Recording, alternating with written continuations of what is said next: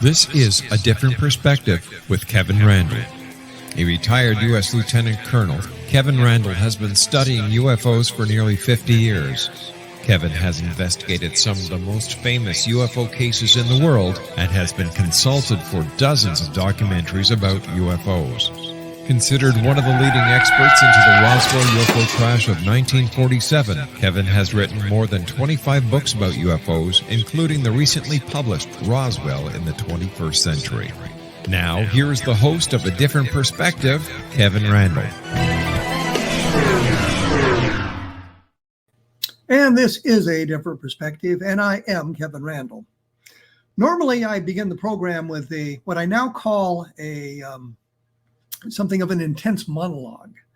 But since I was going to talk about the latest information coming out from the DoD and various government agencies about the new UAP report, and Curt Collins is very, very interested in all of that and is informed about it as I am, I thought he and I would discuss it in this program, as well as some of the other aspects of the UFO phenomenon. For those of you who don't know, Curtis Collins is the author behind Blue Blurry Lines, the website focused on the UFO mystery as well as its legends and hoaxes.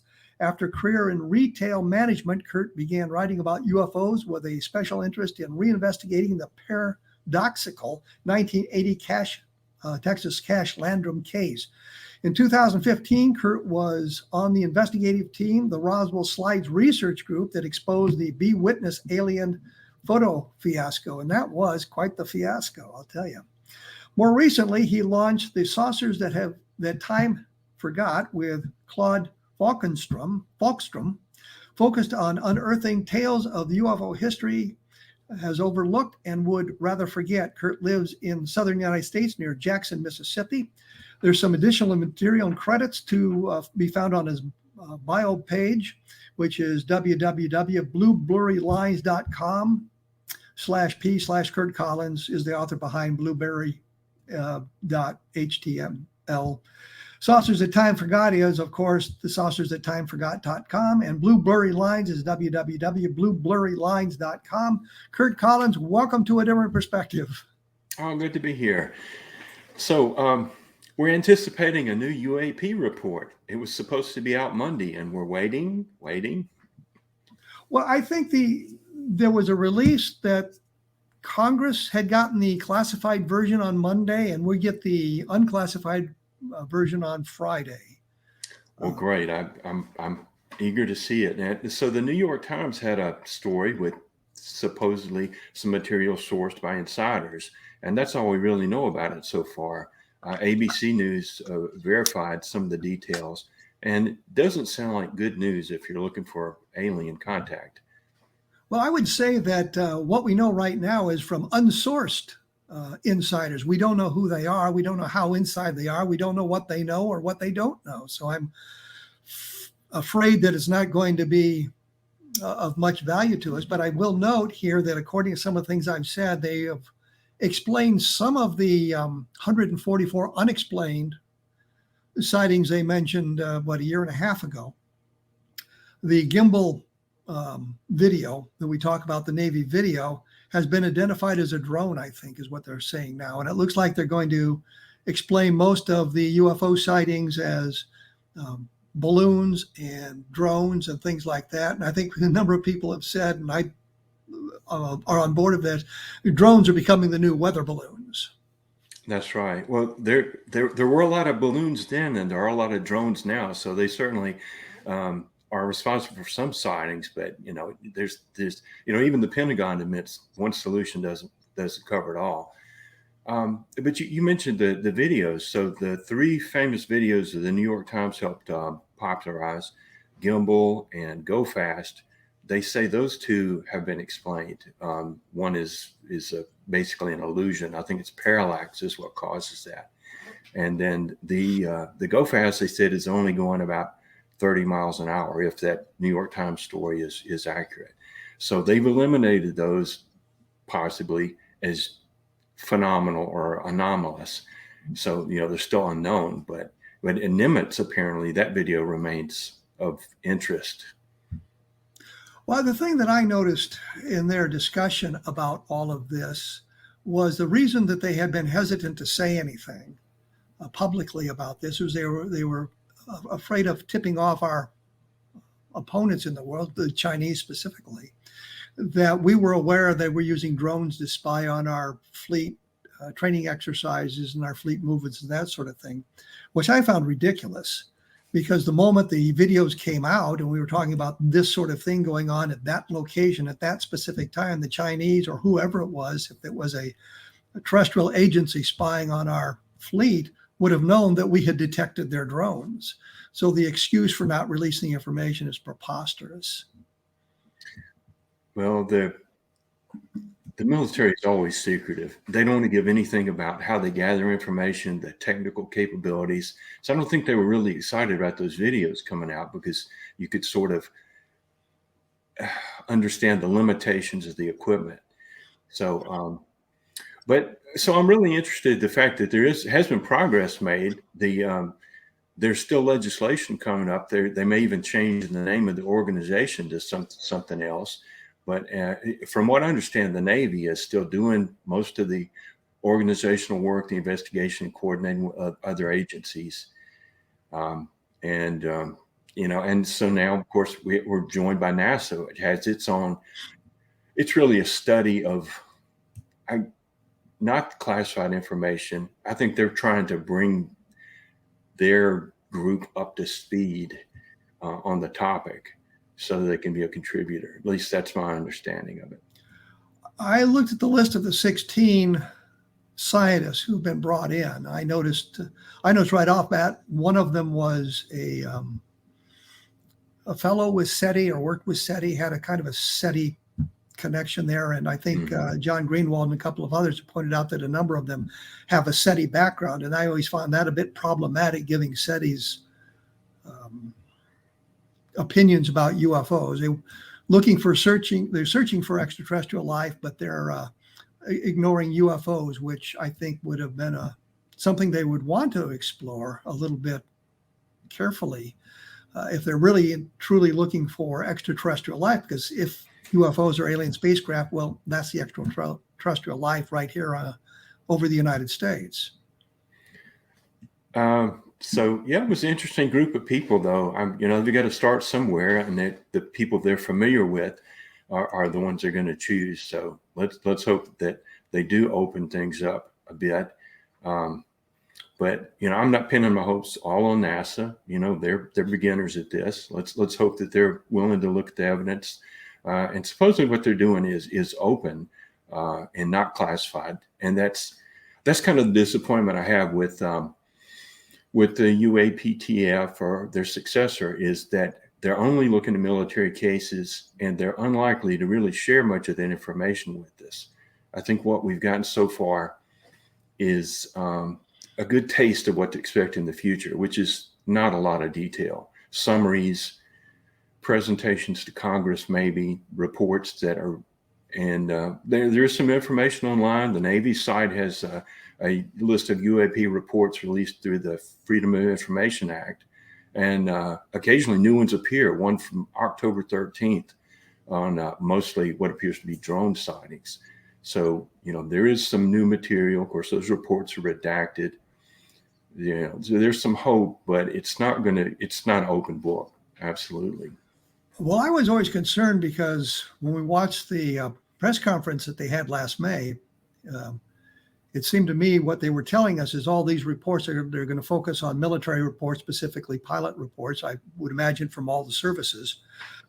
But those reports would be born classified because of the equipment being involved or the personnel being involved and that sort of thing. So it's going to be classified for a variety of reasons. And I understand the hesitation to reveal everything that we are capable of doing because we don't want our competitors to know exactly what we can do. And some of the redactions would suggest that they're protecting sources of information and equipment that is being used.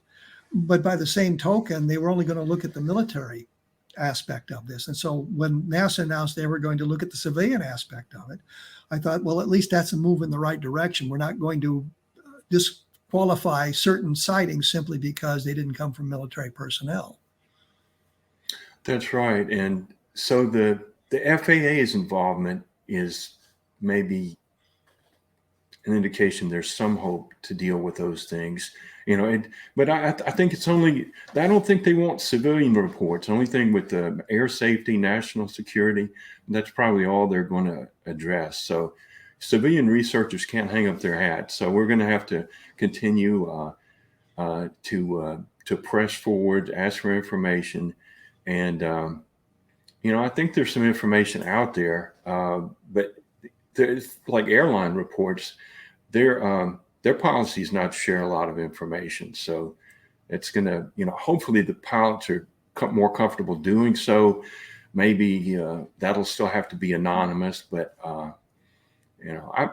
I'm relatively optimistic about things, but I just am not going to depend on the government opening up every file, Well, I'm very pessimistic because I've watched the government do this sort of thing for literally decades. Although I wasn't much of an observer in 1953 with the Robertson panel, I remember the Condon Committee and their conclusions and some of the things that have been said. We're going to have to take a break here. I'm here with Curt Collins. He of Blue Blurry Lines, which is a wonderful site if you're interested in the Cash Landrum sighting and other things like that. And we're going to talk a little bit about his other project, which is Flying Saucers That Time Forgot. I'll have a longer analysis of our feelings about what's going on with the DoD and the upcoming reports that will be released on my blog at www.kevinrandle.blogspot.com. And I do reference the Level Land case in that. So if you want to understand exactly all that information, take a look at the book Level Land, which you can get off of Amazon at any time. Well, I will be back right after this with Curt Collins, so please stick around. And I am back. I'm joined by Curt Collins. We're talking about UFOs. We're talking about the government's upcoming reports on their UAPs, their attempt to change our thinking from UFOs to UAPs, which I think is one of the other things that the government does periodically, change the acronyms, and maybe we'll forget about all that stuff that went on in the past. And that's another thing that kind of worries me about this government program. I was wondering if they had any interest in looking at the history of UFOs, because I think there's an awful lot of good cases out there, cases in which there are multiple chains of evidence, multiple witnesses, evidence that was gathered electronically or through instrumentality, a word that I love, by the way, instrumentality. And I wondered, did you realize, or were you aware of that lack of looking at the history, and did that bother you at all? It does. And so the Galileo project by Avi Loeb has a similar focus, which is just they want new information, new cases, and instrumentation and things like that. But I agree with you. There's some cases that have all the things they want, except the final answer that are worth looking at. So yeah, I understand the point of view. I think it's a bit, I don't know, almost narcissistic to them to say only what we gather is important, though. Well, you mentioned good cases in the past that they should look at. What are some of those cases? Oh, well, a person like Jan Aldrich can probably recall those instantly, but the ones where I can't cite them offhand, but their Blue Book has plenty of instances where there are multiple military witnesses. In fact, they weren't even interested in single witness cases. So if you look, most of the reports and the things they've investigated, it was from multiple credible witnesses. Sometimes you had the radar data and, the sighting from a pilot. Sometimes there's more than that, but any film is very elusive. One thing I wanted to mention before we got too far away from it, you brought up Level Land, and a lot of what's going on now is the result of public pressure. There was a lot of public pressure from Level Land. I was looking at some of the old reports of that, and afterwards, people writing in demanding to their legislators, is this a secret government thing? And if it is, we need to know about it. And even one of the local politicians did that wrote to the Washington asking on that we need to calm the citizens. They shouldn't be made afraid if this is a secret project. have you come across that sort of thing about the public outrage about the sightings? I know that there was a lot of questioning going on by the public, but I know that the Air Force resisted making any kind of public statement right after the Levelland sightings in 1957. And in the Project Blue Book files, there's a memo for the record or a document that says we're waiting to see what NICAP has to say. NICAP being the Civilian National Investigations Committee on Aerial Phenomena. Their thinking was that it's much easier to respond to something than it is to create the initial document. And so they waited for NICAP to come out. And I think that Don Kehoe, who was the director of NICAP, and I say that not so that you know, but to keep the audience on board, said that there had been 9 witnesses to this object over level land that stalled their car engines and filled the radios with static and put out the headlights and that sort of thing. And there was witnesses at separate locations calling in to the Levelland Sheriff or the Levelland Police Department with their reports. The Air Force investigation, which lasted most of a day, part of a day, wasn't very comprehensive. And they said, well, there were only 3 witnesses to the object. I was going through the Air Force file. I think I found notes that at least 5 people talked about objects. So that kind of negates the Air Force conclusion. Kehoe was talking about 9, and I found many additional witnesses who saw the object had their car stolen. If you look at some of the statements by the Levelland Sheriff, and there's some of them on the internet, as a matter of fact, on YouTube, he was talking about literally dozens of people calling in to report this thing over Levelland. So you've got literally dozens of witnesses independently reporting it because, and I have to make this case in today's environment simply because there was not the instantaneous news that we get today. So if it happened today, people would have known about it within moments and they'd be outside looking for it. In 1957, there was television and radio and the newspapers, and there wasn't this instantaneous reporting of stuff, so that when the people started calling in within the space with 2 hours, 2.5 hours to the Levelland Sheriff, it wasn't as if they'd gotten it off social media or something like that. They were reporting what they observed. So the sheriff himself went out to look. And what I find interesting is in the first reports, he talked about seeing a oval-shaped object, a bright glowing red-shaped object. When you get to the Air Force document, he talks about a streak of light in the distance. And then later on, Don Berliner, and I know you know who Don Berliner is, was with the Fund for UFO Research and interviewed the sheriff. Ware Clem was his name, and I've always hated that name. Something great like Jack Armstrong would have been perfect. But Ware Clem told Berliner then that he had seen an oval-shaped object. And I think, that kind of negates some of the Air Force investigation. But what is also important is the sheriff the next day, which would have been November 3rd, took his car into the police mechanic to have it checked. The only reason I can think that he would have done that is if he got close enough to the object that it stalled his car engine. And so the sheriff became a witness to what is going on.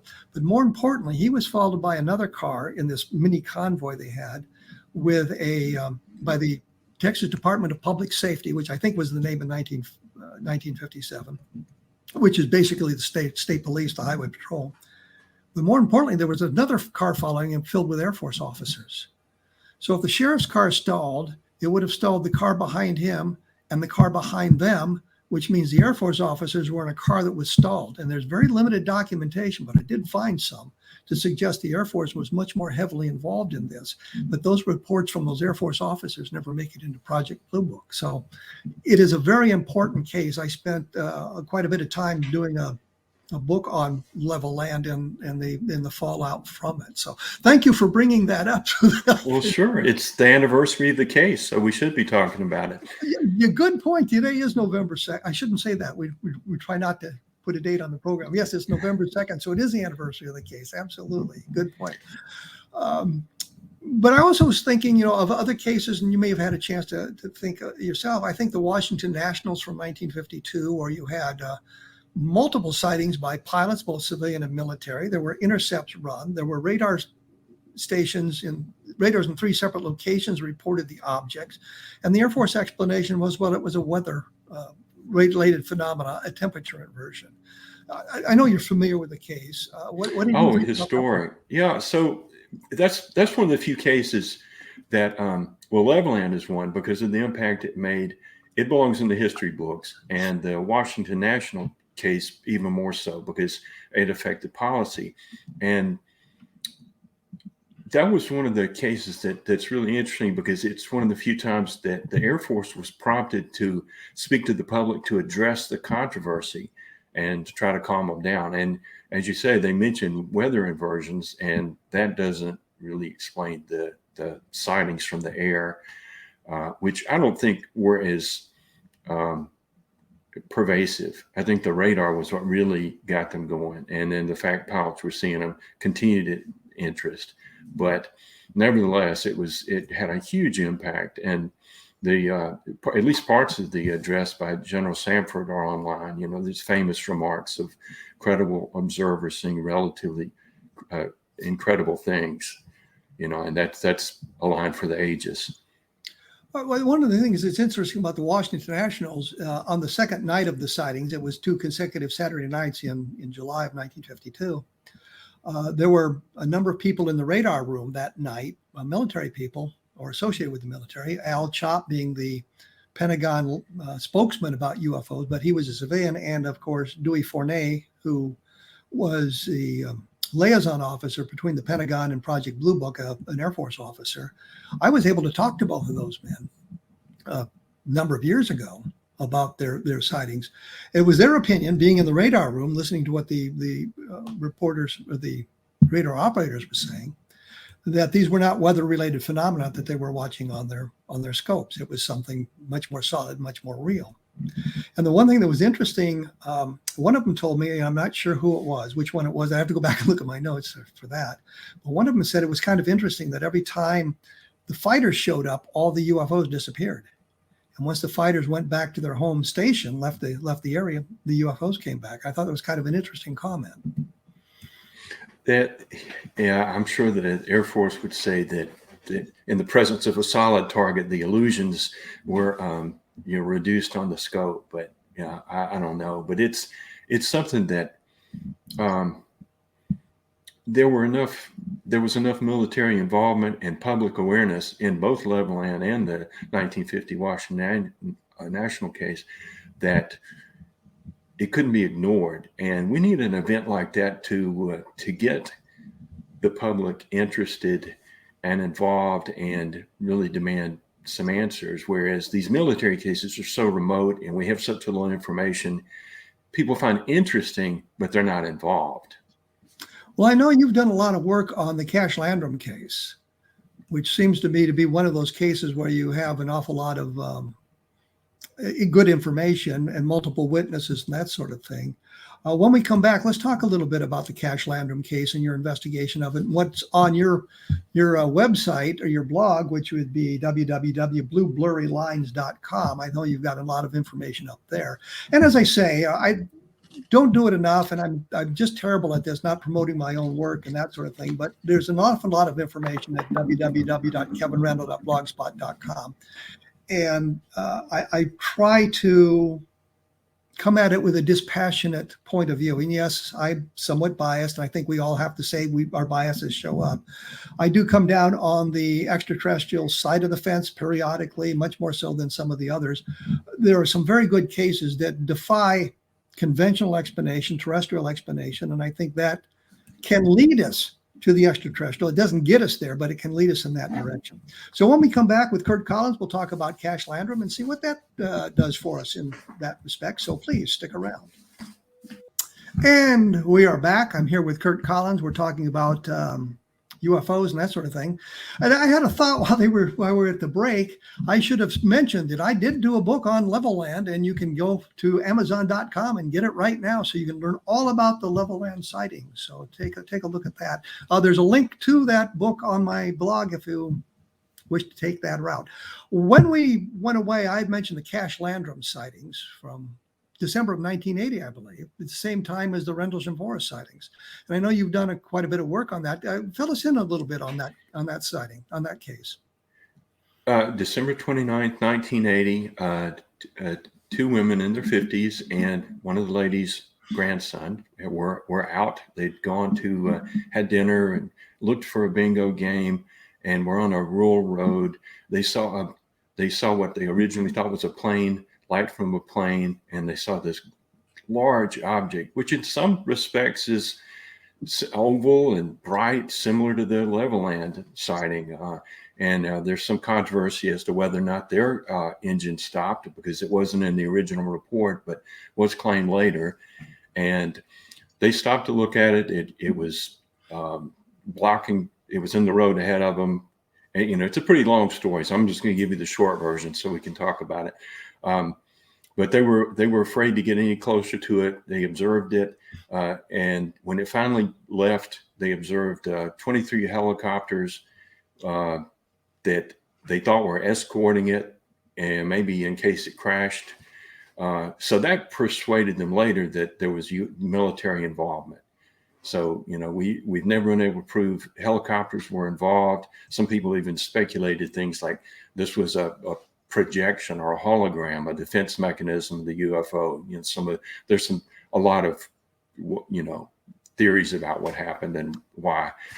But in the aftermath of the incident, the witnesses, particularly Betty Cash, fell ill and had to be hospitalized. She suffered hair loss and some symptoms that resemble radiation poisoning. And even though there was no trace of ionizing radiation found in her blood, there was a mystery, and there's the thought that the UFO must have had something to do with her health problems. And the other two witnesses, Vicki Landrum and her grandson Colby Landrum, who was just short of 7 at the time, they had flu-like symptoms and complained of skin problems similar to sunburn. And so they had to, and Betty's were far worse than that. She had these skin irritation that was like blister-like, and was weak and had severe headaches, lots of problems along those lines. Well, didn't one of them got out of the car, and I think the other 2 stayed in the car, which may have protected them somewhat from the effects of this object, whatever it was. Did you look into that at all, or? They all got out at one time, but Betty was out longer than the others, and it's been theorized that to have the symptoms that caused the hair loss, it would have been a lethal dose of radiation that the car wouldn't have protected the others. So it's a puzzle, and it's even been suggested that maybe some of the symptoms were caused by some sort of chemical exposure, even fuel from helicopters, but nothing fits. The injuries are anomalous. They're unexplained. We can't trace the man-made technology. You can't blame it absolutely on health problems. There seems to be a connection between the two. And some people have even suggested it was hoaxed, but there's no simple single answer, and it remains puzzling. And there's some contradictory details. There's no question about that. But the case received a lot of attention. And this was in 1980, so there was no blue book to investigate it.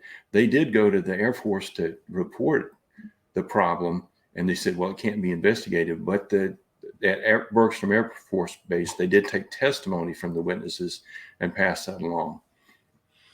There was no indication of any kind of experimental craft being tested at that time in that location. And we have to remember, this is over the Christmas holidays, basically, when everything shuts down. And I know as a former military officer that during the Christmas holidays, they do their best to allow everyone to be with their families. So a lot of soldiers are on leave, not with their units and that sort of thing. Something of that nature being tested over that period of time, meaning the Christmas holidays, seems a little bit unusual that it would be something that we would be doing. Very much so. Now, the best military theory has to do with so I remember this. I'm old enough, but there were hostages held in Iran. That was a huge problem for the United States, and some people say that's why President Jimmy Carter wasn't elected and Ronald Reagan was, because of he was a leader that would take military action. And as it happens, during the change of presidents, the hostages were released. But at that time, that was a huge concern. They were even practicing helicopters. There was a failed mission that had trained in 1979 at Area 51. That was one of the first times Area 51 became known. So there's some speculation that the helicopters were involved in relation to training for a second rescue mission. And maybe the UFO was like a battlefield illumination device that would be used. I've looked at that. I can't, it's like looking at the Jack the Ripper case. You can find suspects, they're in the right city maybe, and you can draw lines between them, but you can't put them in the place and connect them to the crime. So there's a possibility, but as you say, the military was,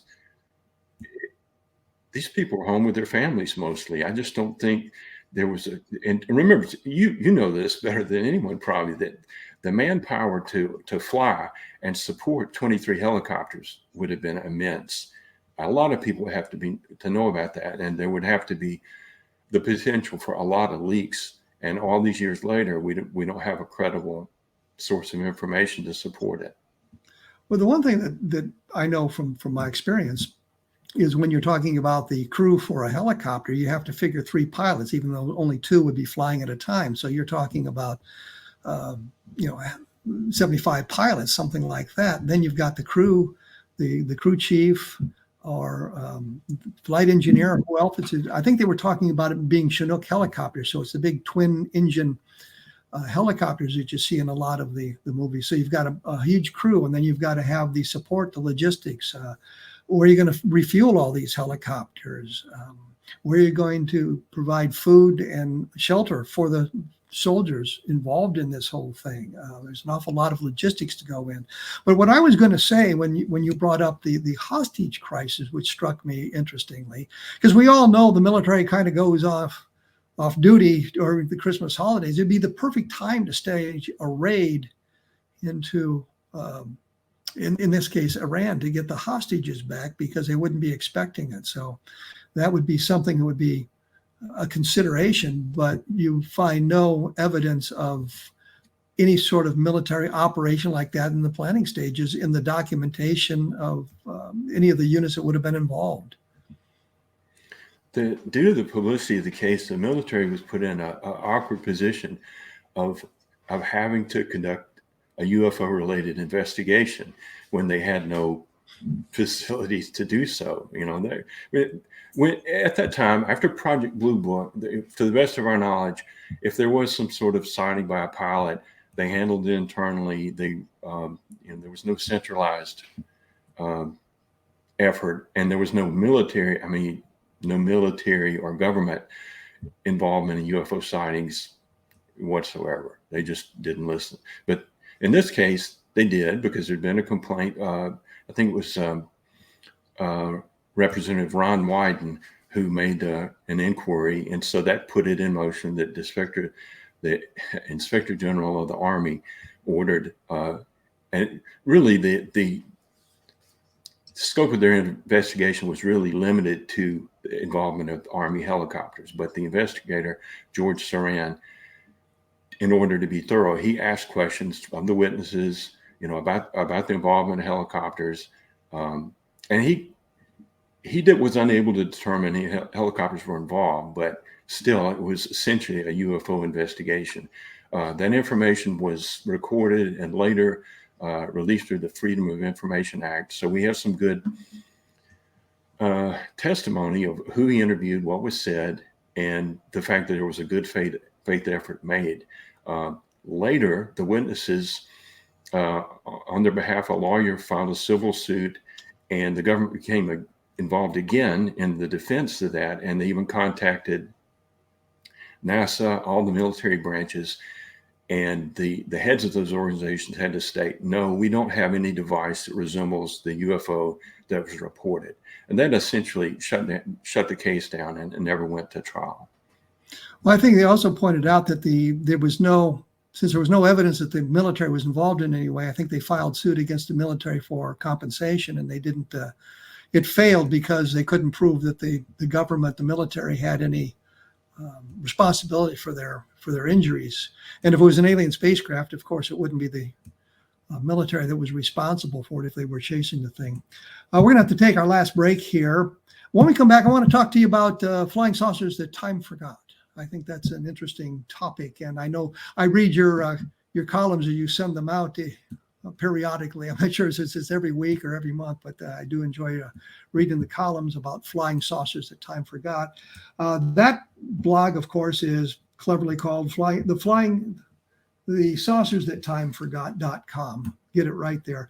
My blog, of course, is www.kevinrandle.blogspot.com, and on there you're going to find on one side of it a number of books that you can just click on, and it takes you to Amazon to take a look at the books, see if there's something interesting. And I've gotten some interesting reviews about Roswell, understanding Roswell, people finding that the in-depth analysis of some of that is helpful to their understanding of the case. So you might want to take a look at that.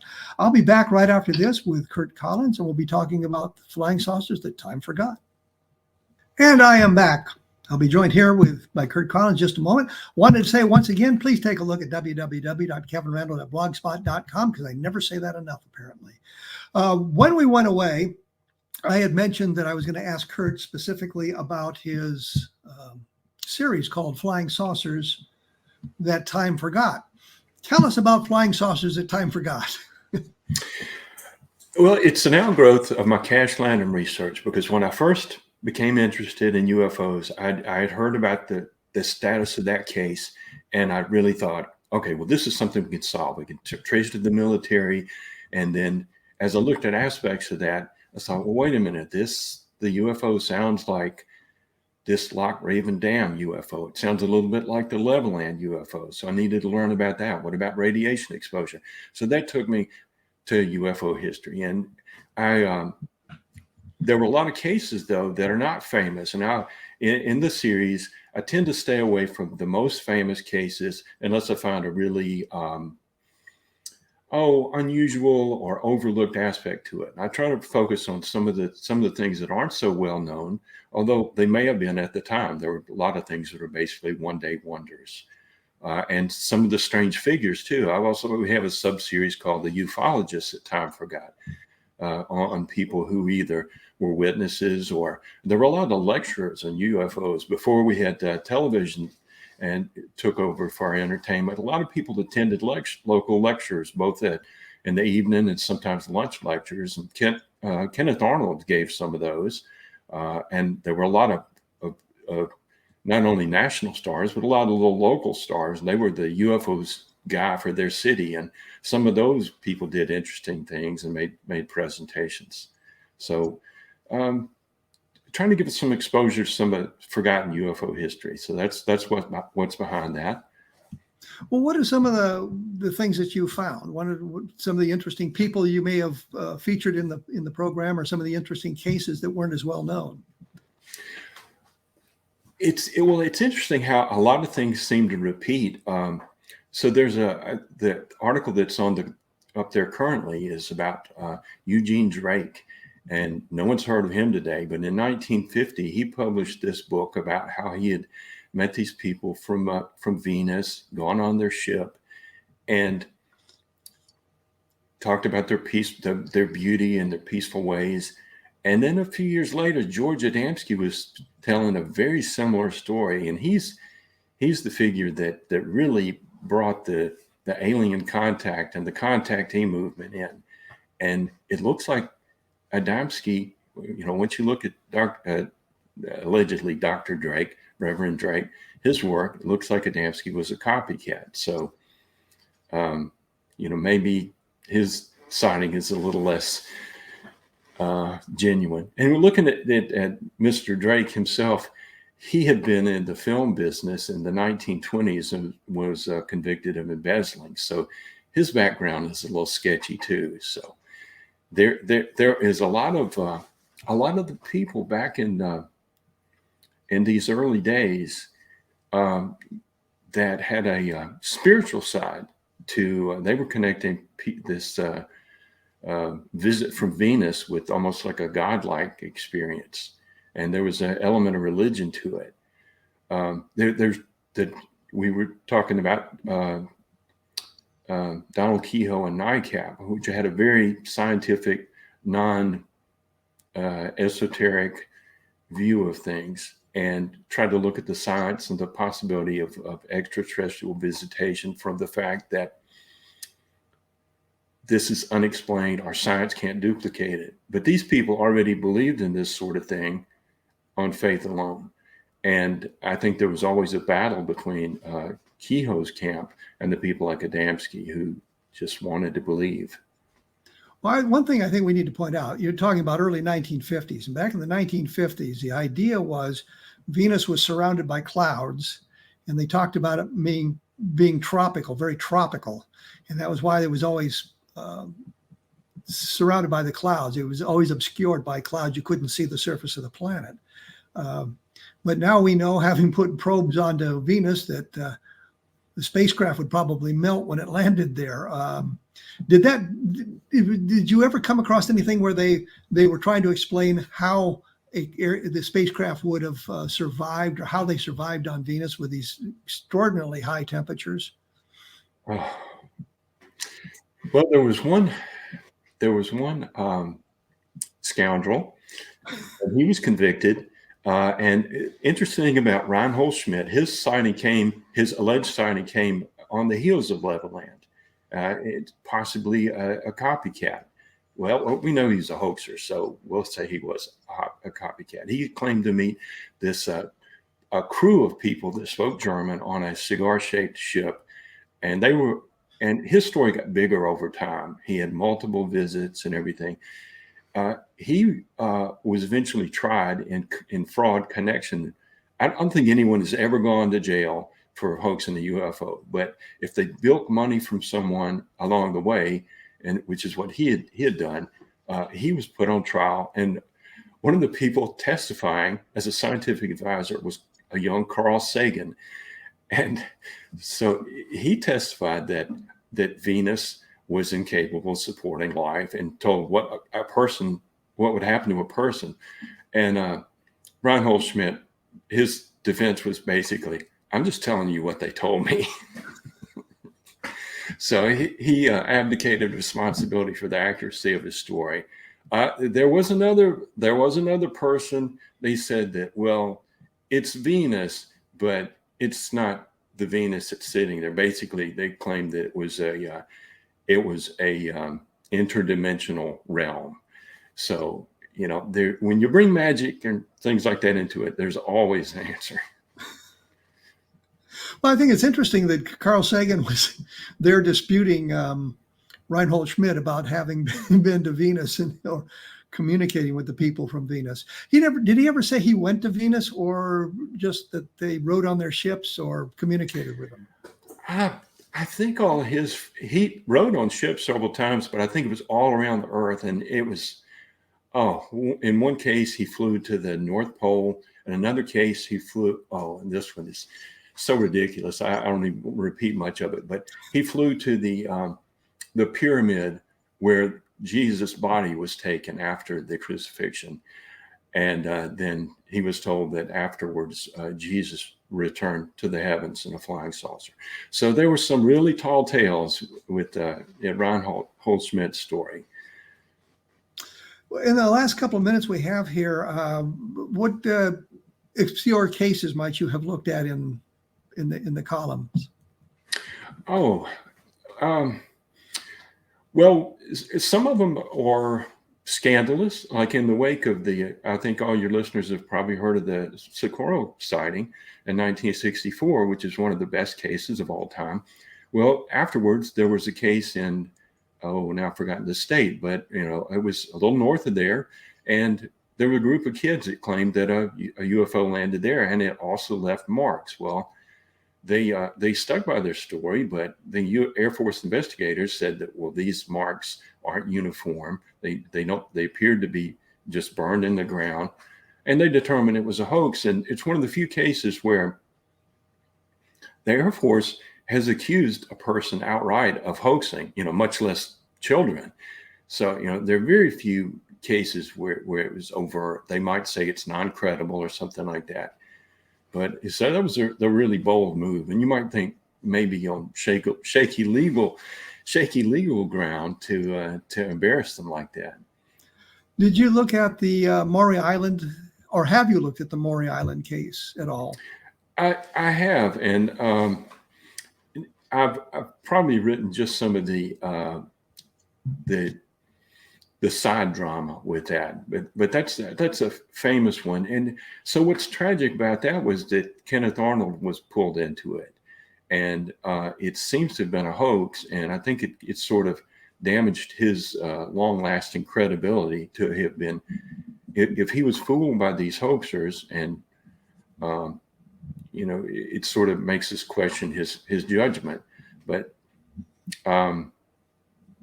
it was two men who claimed to be, they originally described as being harbor patrol, but actually they were salvaging logs from the lake. And they claimed that debris of this fleet of flying saucers, one of them was damaged, was dropping fragments, and it had damaged the ship.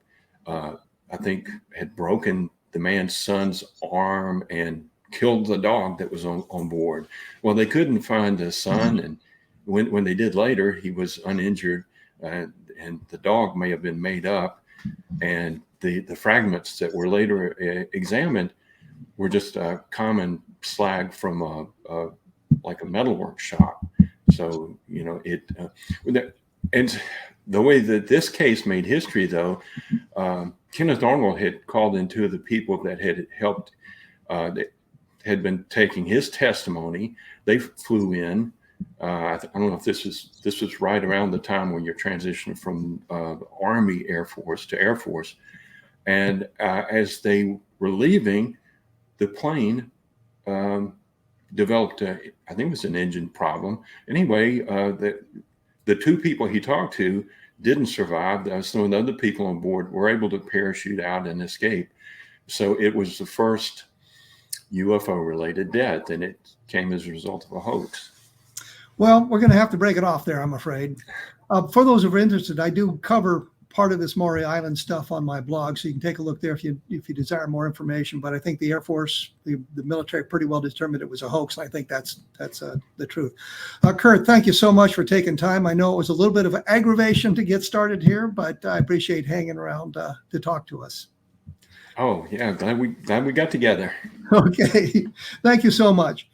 As I say, there's always information on my blog about the sightings we talk about, and if there's not, I try to get something up there for you to take a look at, or a suggestion of where you can go for additional information, solid information, good information about it.